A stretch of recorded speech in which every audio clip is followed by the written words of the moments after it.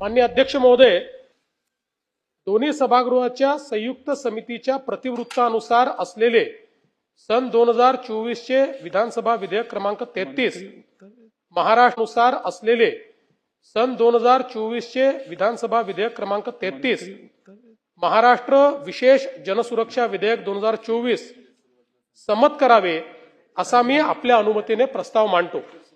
अध्यक्ष महोदय, या ठिकाणी आपल्याला कल्पना आहे की हे जे काही विधेयक आहे हे विधेयक आपण डिसेंबरच्या अधिवेशनामध्ये सभागृहामध्ये मांडलं होतं आणि त्यानंतर सभासदांची अशी इच्छा होती की याच्यावर विस्तृत चर्चा झाली पाहिजे आणि राज्य सरकारलाही या विधेयकाबद्दल वेगवेगळ्या प्रकारच्या ज्या अफवा होत्या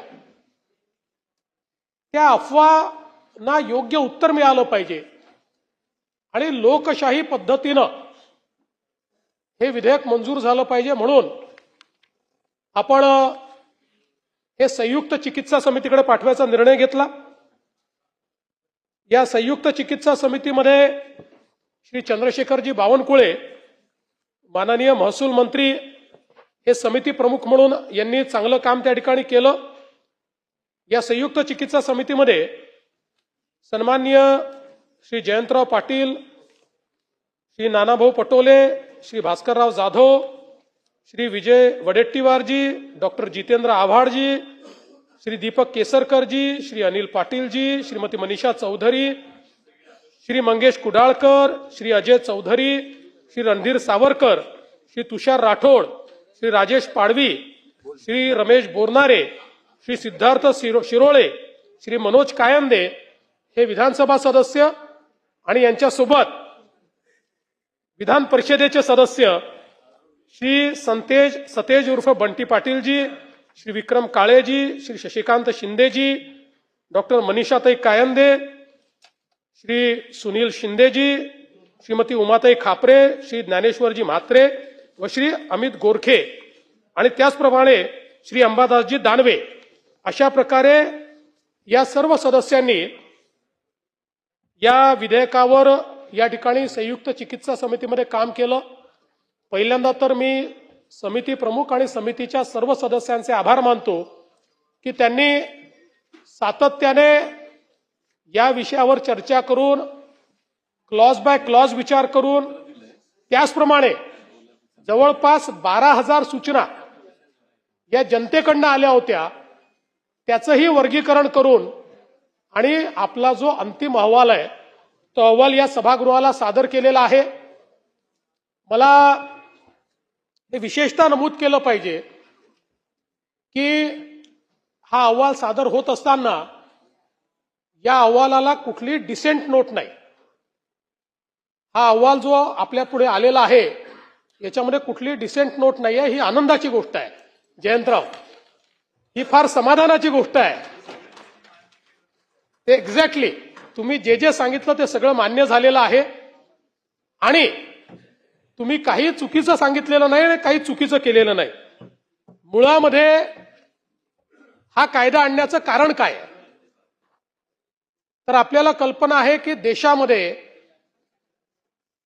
मोठ्या प्रमाणात मागच्या काळामध्ये काही राज्य ही नक्षलग्रस्त किंवा माओवाद्यांनी किंवा ज्याला आता टर्मिनॉलॉजी आली आहे कडवी डावी विचारसरणी, ही त्याची टर्मिनॉलॉजी आहे। कडवी डावी विचारसरणी, माओवाद याला लेफ्ट विंग एक्स्ट्रीमिझम अशा प्रकारचं नाव दिलेलं आहे। कोर्टातही तेच म्हटलं जातं आणि अशा प्रकारच्या विचाराने प्रेरित होऊन अनेक लोक हे सुरुवातीच्या काळामध्ये बंदुका हातात घेऊन त्या ठिकाणी व्यवस्थेच्या विरुद्ध लढा, भारतीय संविधानाने जी व्यवस्था उभी केली आहे ती आम्हाला मान्य नाही आणि म्हणून आमचा हा लढा आहे, आम्हाला साम्यवादी अशा प्रकारची व्यवस्था उभी करायची आहे। अशा प्रकारच्या विचारातनं या संघटना तयार झाल्या।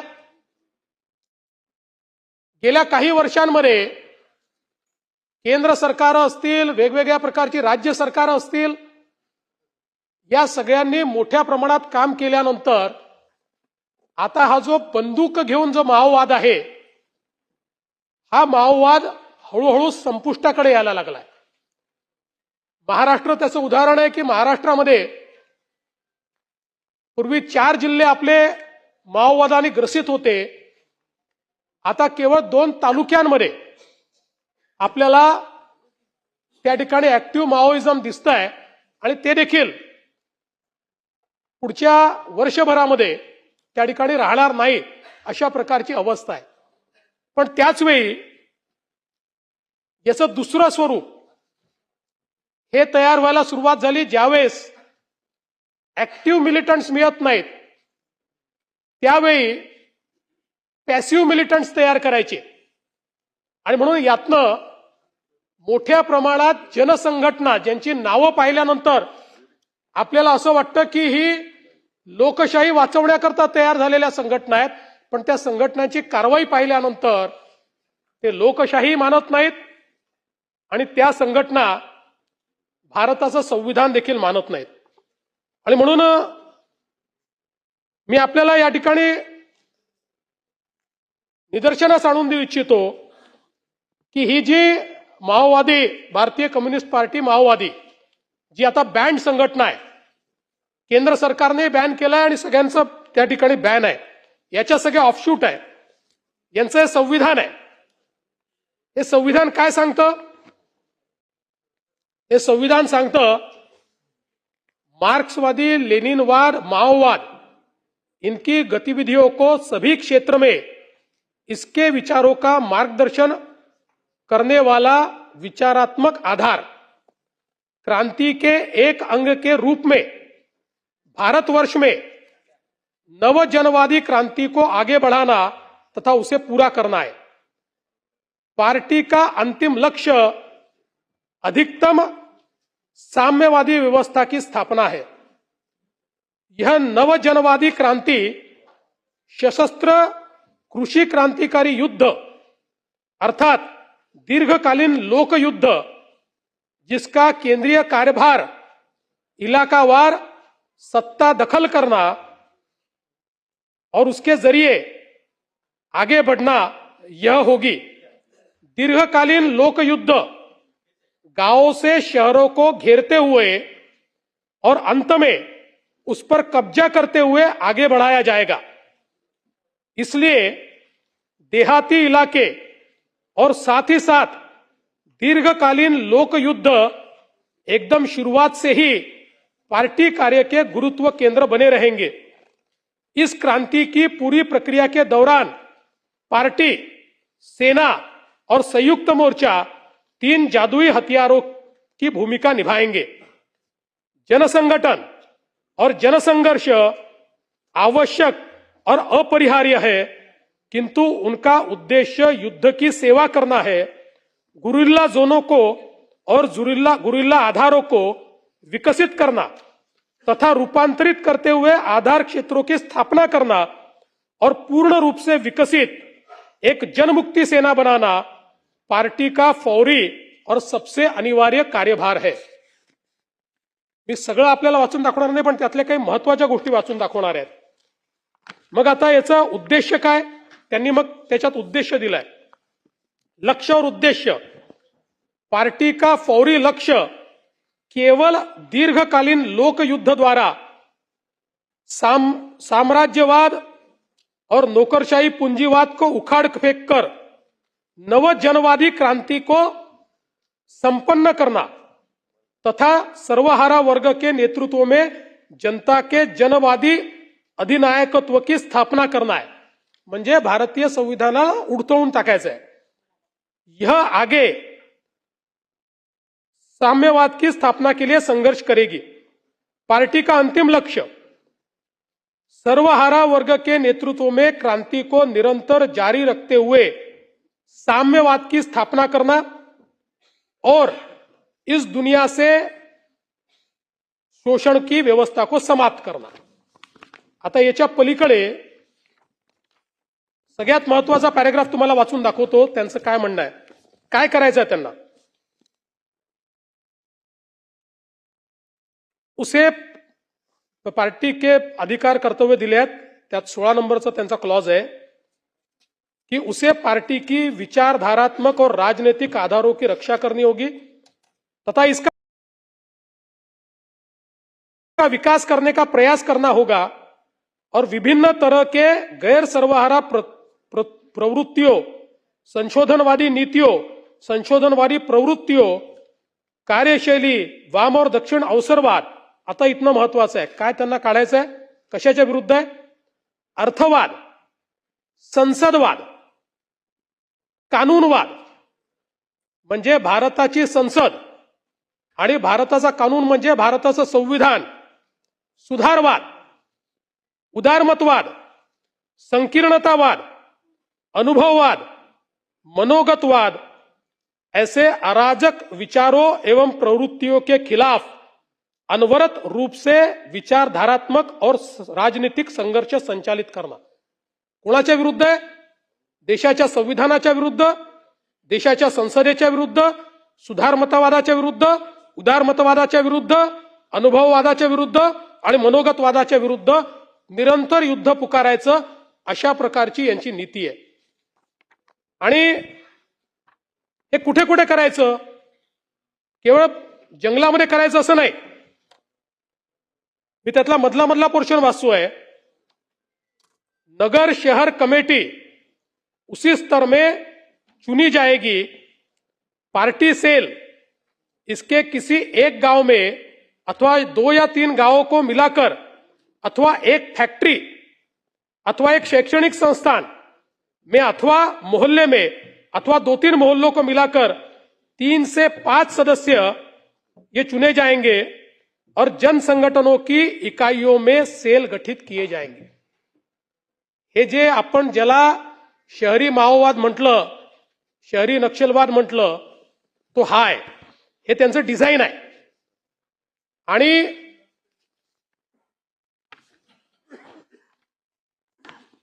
याच्यामध्ये कार्यप्रणाली काय?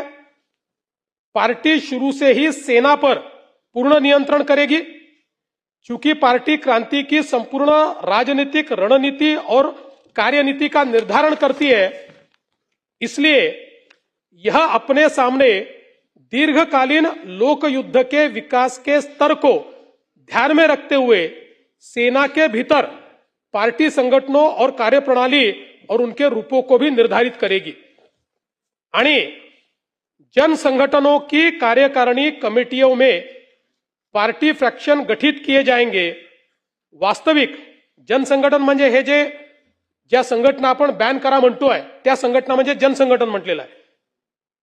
वास्तविक ठोस परिस्थितियों के अनुसार उपयुक्त तरीके अपनाते हुए पार्टी फैक्शन जन संगठनों की कार्यकारिणी कमेटियों का मार्गदर्शन करेंगे. फैक्शन गुप्त रूप से काम करेगा. फैक्शन का मार्गदर्शन करने वाली पार्टी कमेटी सदस्य की राय अंतिम मानी जाएगी. यदि फ्रैक्शन कमेटी के सदस्य कोई भिन्न मत रखते हो तो अपने विचार को लिखित रूप से संबंधित पार्टी के उच्चतर कमेटी में वो ले जाएंगे. म्हणजे हे एक डिझाईन आहे की ज्या डिझाईन मध्ये या ठिकाणी भारतीय संवैधानिक व्यवस्था उलटून लेनिन आणि मार्क्सने जी व्यवस्था चीनमध्ये उभी केलेली आहे ती व्यवस्था या देशामध्ये उभं करायचा, अशा प्रकारचा हा यांचा विचार आहे. आणि म्हणूनच आपण जर बघितलं तर या संदर्भात यापूर्वी अशा प्रकारचा कायदा तेलंगणा राज्याने केला, आंध्र प्रदेश राज्याने केला, ओरिसाने केला, झारखंडने केला. आणि या सगळ्या राज्यांनी हा जो कायदा केला यानुसार केंद्र सरकारने सगळ्या राज्यांना हे ऍडवाइस केलं की राज्यांनी असा कायदा केला पाहिजे. आणि याच्या पाठीमागचं कारण काय झालं तर यापूर्वी अशा प्रकारचं बॅन करताना काही केसेसमध्ये आपण UAPA लावला आणि सर्वोच्च न्यायालयाने एक निकाल दिला की जोपर्यंत ऍक्टिव्ह टेरर ऍक्टिव्हिटी होत नाही तोपर्यंत UAPA लावता येणार नाही. आणि म्हणून त्या ठिकाणी आपल्या असं लक्षात आलं की आता UAPAच्या माध्यमातून अशा प्रकारच्या गोष्टींवर कारवाई करता येणार नाही. आणि म्हणून मग जी सगळी राज्य होती त्या सगळ्या राज्यांना केंद्र सरकारने हे जे काही 4 राज्यांनी कायदे केलेले आहेत या कायद्यांसारखा कायदा करण्याकरता या ठिकाणी सांगितलं. आता मला हे देखील लक्षात आणून द्यायचंय की हा अर्बन माओवाद आज आलेला आहे का? आपण बघा की UPAचं सरकार असताना हा 18 फेब्रुवारी 2014 विचारलेला प्रश्न आहे होम अफेअर्स मिनिस्ट्रीला. आणि त्याच्यामध्ये प्रश्न काय विचारलाय? Whether under increasing pressure from security forces the Naxalites have enclosed in deep forest have started spreading their wings throughout the country by forming front organization. If so, the government has identified such organizations working from Naxalites. If so, name such organizations operating out of Delhi and various other parts of the country.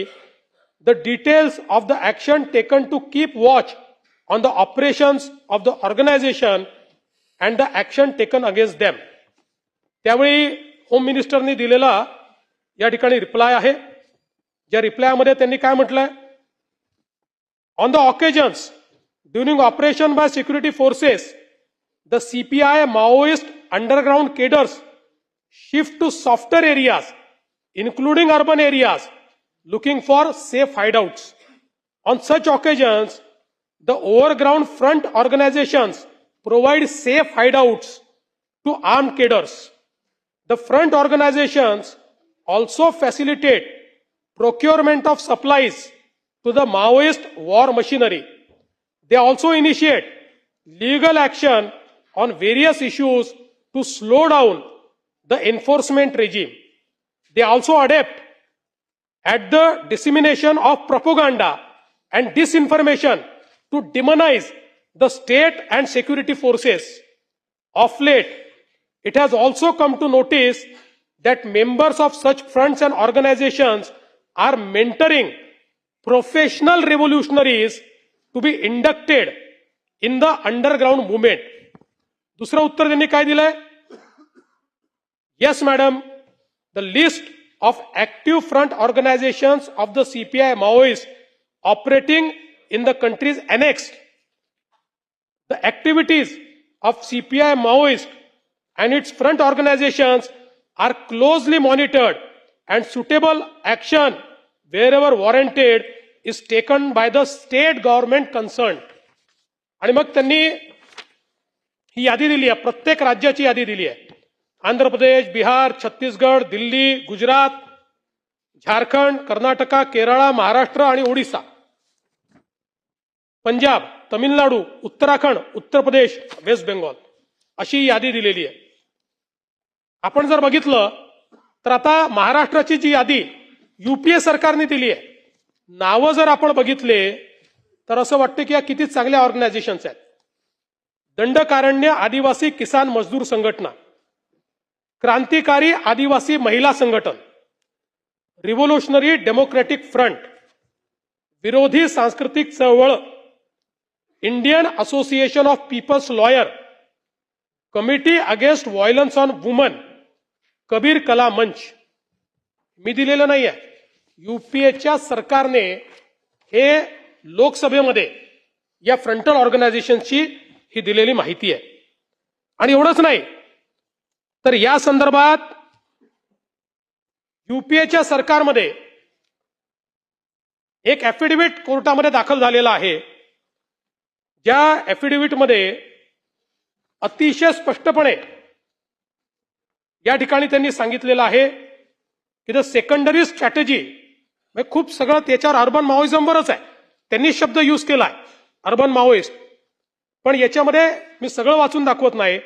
The secondary strategy of CPI Maoist is to mobilize certain targeted sections of the population especially the urban population, through its mass organizations, which are otherwise known as frontal organizations. The mass organizations mostly operating under the garb of human rights NGOs and organically linked to CPI Maoist party structure is in an attempt to avoid legal liability. These mass organizations are generally manned by ideologues who includes academicians and activists fully committed to the party line. Such organizations ostensibly pursue human right related issues and are also adept as using the legal process of Indian state to undermine and emasculate enforcement action by the security forces and also attempt to malign the state institutions through propaganda and disinformation to further cause their revolution. त्यानंतर त्यांनी तिसरी एक सांगितलेली आहे की अशा कशा प्रकारे या सगळ्या ऑर्गनायझेशनचा एकत्रितपणे आपल्या संविधानावर अटॅक होतो हे सगळं त्यांनी त्या ठिकाणी सांगितलेलं आहे. हे ॲफिडेव्हिट या ठिकाणी युपीएच्या सरकारने माननीय सर्वोच्च न्यायालयाला त्यावेळी दाखल केलेलं आहे. आता आपण जर या ठिकाणी बघितलं तर आज कायदा नसल्यामुळे काय अवस्था आहे तुम्हाला सांगतो. ज्यांच्याकडे कायदा आहे, आंध्र प्रदेश 19 संघटना आहेत, त्यातल्या 7 त्यांनी बॅन केलेल्या आहेत. त्यानंतर झारखंड 14 संघटना आहेत, 14 बॅन झालेल्या आहेत. त्यानंतर तेलंगणा 29 संघटना आहेत, त्यातल्या 7 त्यांनी बॅन केलेल्या आहेत. देशामध्ये सर्वात जास्त संघटना महाराष्ट्रात आहेत, 64. महाराष्ट्रात आहेत. हा लोकसभेत आलेला आहे आकडा. सगळ्यात जास्त जनसंघटना या महाराष्ट्रामध्ये आहेत. अशा प्रकारच्या कडव्या डाव्या विचारसरणीचे 64 एकही बॅन नाही आहे. आणि याच्या व्यतिरिक्त 6 संघटना अशा आहेत महाराष्ट्रामध्ये की ज्या या 4 राज्यांनी बॅन केल्या आहेत, पण महाराष्ट्रामध्ये कायदा नसल्यामुळे ते महाराष्ट्रात ऑपरेट करतायत. त्यांचं हेड ऑफिस महाराष्ट्र आहे आणि ते महाराष्ट्रातनं ऑपरेट करतायत. त्यामुळे एक प्रकारे महाराष्ट्र सेफ हेवन झालाय. आणि अशा प्रकारे 4 राज्यांनी बॅन केलेल्या संघटना महाराष्ट्रात ऑपरेट करतात. 64 संघटना. आता जर आपण बघितलं तर सगळ्यात मोठा हॉटबेड हा त्यांनी या ठिकाणी महाराष्ट्र सांगितलेला आहे. आणि त्यातही जे काही त्यांचे डॉक्युमेंट्स आहेत वेळोवेळी छाप्यांमध्ये सापडलेले आहेत, त्याच्यामध्ये मुंबई, पुणे, नागपूर, नाशिक आणि गडचिरोली, कोकण, अमरावती आणि बीड प्रदेशाचा समावेश. याच्यामध्ये हे सगळं विस्तारित करायचं आहे. अशा प्रकारचे त्यांचे हे सगळे डॉक्युमेंट्स आपल्याला या ठिकाणी सापडलेले आहेत.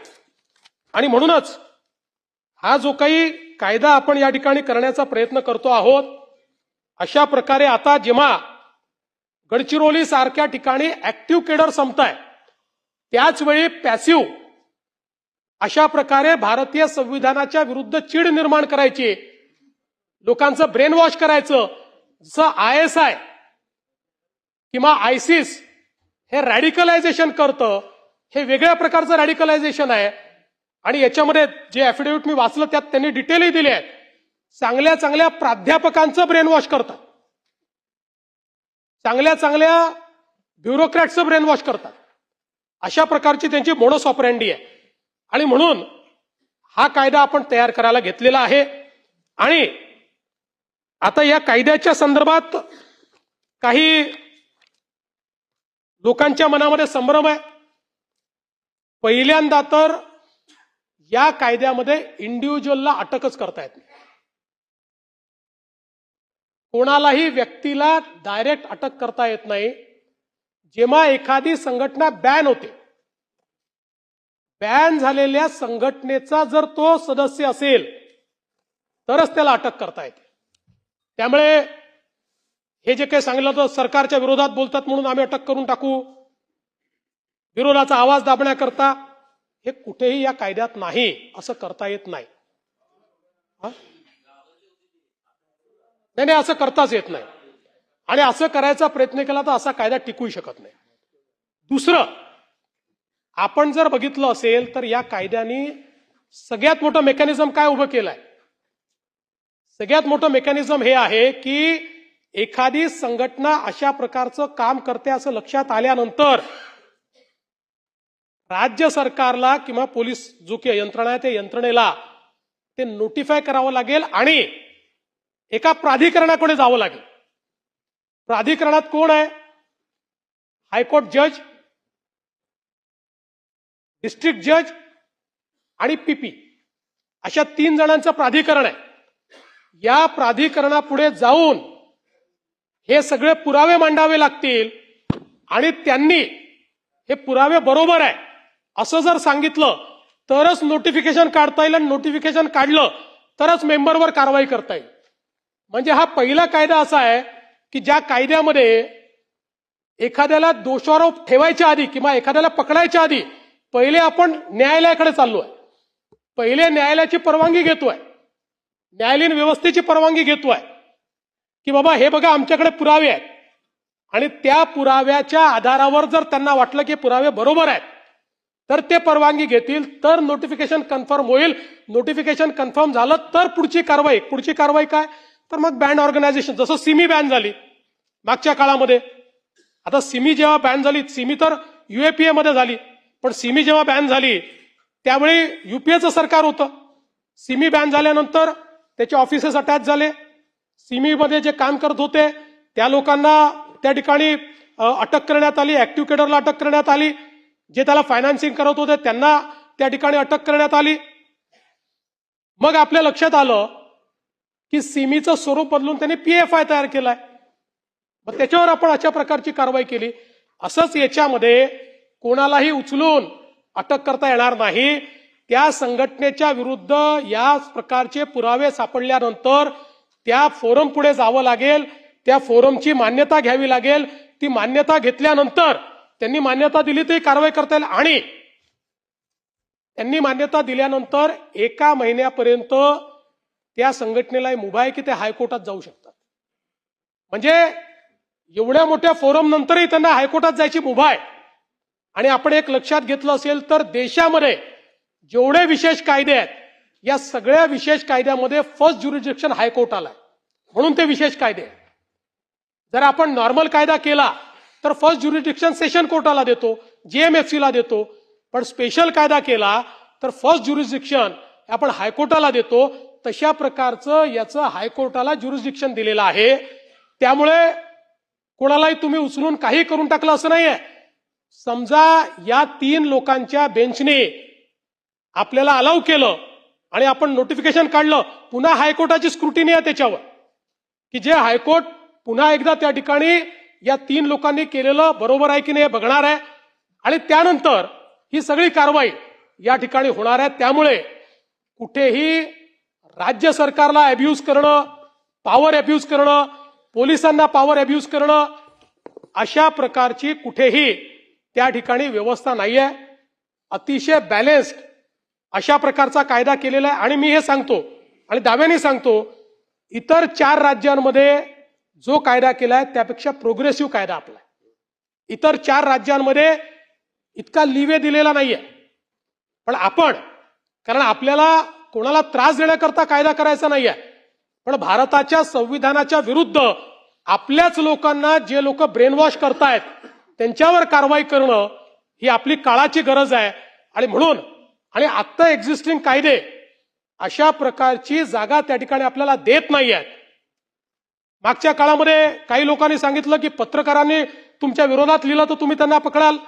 मग आम्ही पत्रकारांच्या सोबत संघटनांना बोलवलं आणि त्यांच्या समोर आम्ही एजी साहेबांना बसवलं, लॉ सेक्रेटरीला बसवलं, सगळ्यांना बसवलं आणि त्यांना सांगितलं तुम्ही विचारा यांना प्रश्न, क्लॉज बाय क्लॉज प्रश्न विचारा.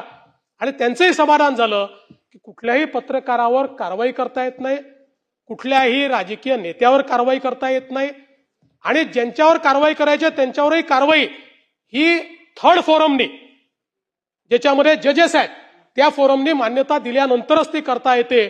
अशा प्रकारची कारवाई झाल्यामुळे मला असं वाटतं की याबद्दलचे सगळे संभ्रम आणि याच्या पाठीमागची भूमिका, आणि मी पुन्हा सांगतो की ही काही आमची राजकीय भूमिका नाही, ही भूमिका सक्सेसिव्ह गव्हर्नमेंटने मांडलेली आहे.